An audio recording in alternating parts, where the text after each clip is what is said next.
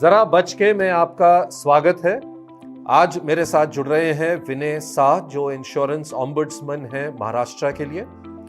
आज हम बात करेंगे एक ऐसी प्रॉब्लम की जो अक्सर कंज्यूमर्स को झेलनी पड़ती है, और वो ये है कि जब वो इंश्योरेंस पॉलिसी खरीदते हैं उनको ठीक से ये नहीं बताया जाता कि इसमें कितना लॉक इन है। लॉक इन यानी कि आप इस अवधि से तक आप अपने पैसे नहीं निकाल सकते।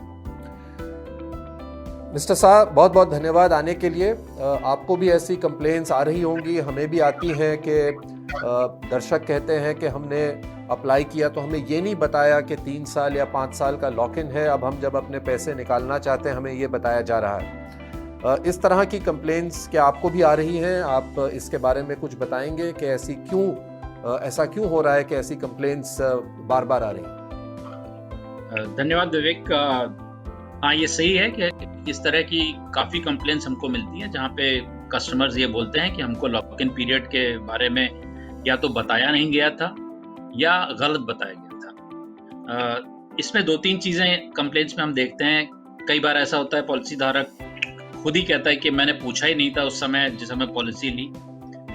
कुछ पॉलिसी धारक ये कहते हैं कि हमको बताया गया था कि 3 साल में का लॉक इन पीरियड है, ये बताया गया था, लेकिन 3 साल के बाद में हमको कितना पैसा मिलेगा उस पॉलिसी के अंतर्गत, इसके विषय में हमको कुछ नहीं बताया गया था। और सामान्यतः ट्रेडिशनल पॉलिसी में ये देखा गया है कि 3 साल के बाद में अगर पॉलिसी को सरेंडर भी किया जाए लॉक इन पीरियड के बाद में, तो जितना भी कस्टमर ने प्रीमियम दिया है तो उसका लगभग 1/3 1/4 ही उसको मिलता है, बाकी सब उसको नहीं मिलता।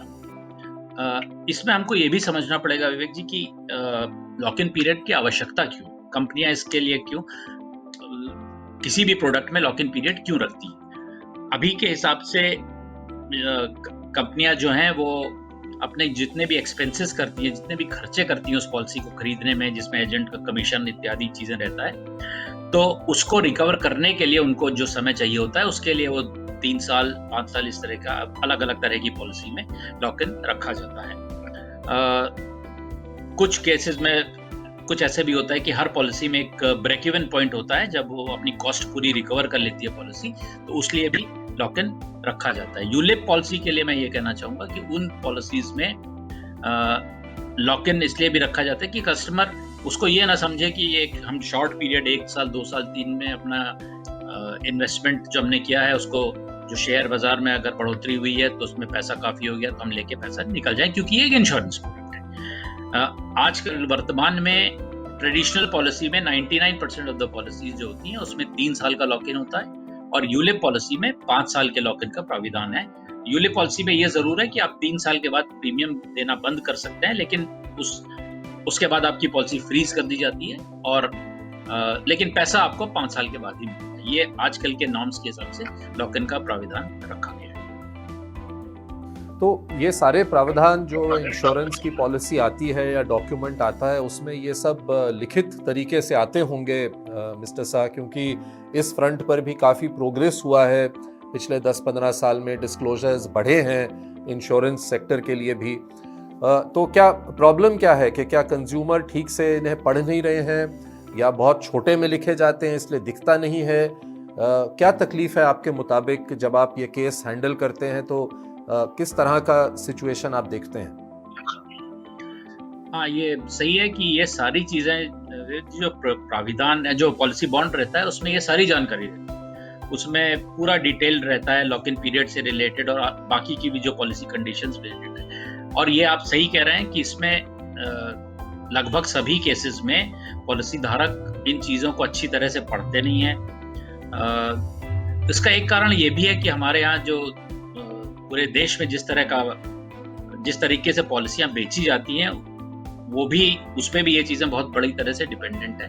हमारे यहाँ ये सामान्यतः देखा गया है कि जो अभिकर्ता है या इंटरमीडियरी है वो कस्टमर को वर्बली पॉलिसी के डिटेल सब बता के उससे प्रपोजल फॉर्म में सिर्फ दस्तखत करा के ले लेता है। पॉलिसी धारक स्वयं प्रपोजल फॉर्म नहीं भरता है। पॉलिसी धारक कई बार किसी भी ऑथेंटिक कंपनी का जो ब्रोशर होता है या कंपनी का लिटरेचर होता है उसको भी नहीं देखता है, उसको भी नहीं रखता है अपने पास।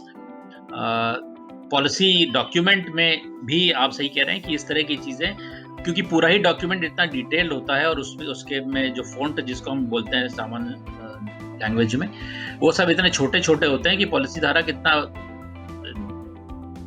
इंटरेस्ट भी नहीं लेता उसको पढ़ने के लिए, हालांकि उसको ये सब करना चाहिए। अभी के हिसाब से 2 चीज़ें और हैं जिसके लिए पॉलिसी धारक को इसकी सूचना जिसके माध्यम से दी जाती है। एक होता है pre issuance verification call. Policy धारक को उसमें भी ये सब चीज़ें अच्छी तरह से सुन लेनी चाहिए कि क्या-क्या चीज़ें लॉक इन केस से रिलेटेड क्या-क्या चीज़ें पॉलिसी में क्या प्राविधान है। और ऑनलाइन पॉलिसी में भी एक प्राविधान है कि कंपनी को फेस टू फेस मीटिंग करानी पड़ती है और उसमें एक फॉर्म भी अंत में, मीटिंग के अंत में एक फॉर्म है जो दोनों पार्टी भरती है, उसमें भी लॉक इन पीरियड की डिटेल से रिलेटेड सवाल रहते हैं जिसको उसको सही जानकारी भरनी चाहिए। और हमारे यहाँ ये देखा गया कि कस्टमर जो हैं वो इंटरमीडियरी पे बहुत भरोसा कर लेते हैं और खुद व्यक्तिगत तौर पे इन सब चीज़ों को क्रॉस चेक नहीं करते। ये सब समझाने के लिए बहुत बहुत धन्यवाद मिस्टर शाह, आने के लिए और हमसे, हमारे दर्शकों से बात करने के लिए बहुत बहुत धन्यवाद आपका। ज़रा बच के में आज के लिए बस इतना ही। अगली बार फिर मिलेंगे चेतावनी के साथ कि कैसे आप बच सकते हैं किसी प्रॉब्लम से। बहुत बहुत धन्यवाद।